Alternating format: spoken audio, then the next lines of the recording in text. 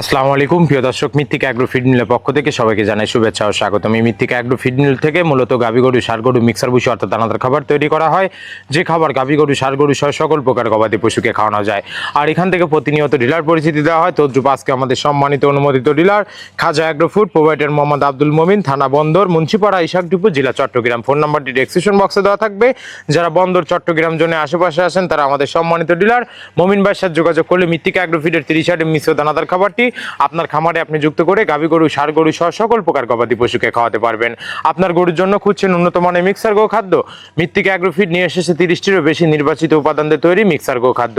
আলাদাভাবে বিভিন্ন উপাদান কিনা এবং মিশানোর ঝামেলা ছাড়াই প্রস্তুত খাবার দিন আপনার গাভী গরু, ষাঁড় গরু এবং বকনা গরুকে। সঠিক নিয়মে নিয়মিত খাওয়ালে গরুর প্রয়োজনীয় পুষ্টি পূরণে সহায়তা করে এবং খামার পরিচালনায় আরো সহজ করে দিবে মৃত্তিকা অ্যাগ্রো ফিডের 30 আইটেম মিশ্র দানাদার খাবার।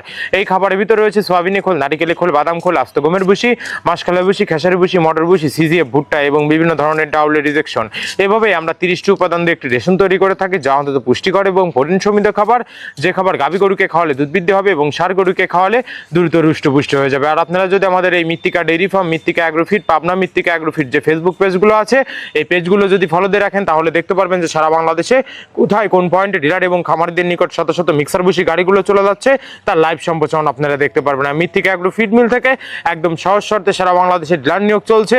এখান থেকে ডিলার নিতে আপনাকে কোনো প্রকার অগ্রিম টাকা জামানত রাখতে হবে না এবং আপনাকে কোনো প্রকার মাল বিক্রয়ের মাসিক টার্গেট দেওয়া হবে না। স্বল্প পুঁজি নিয়ে এই বিজনেসটা শুরু করতে পারবেন।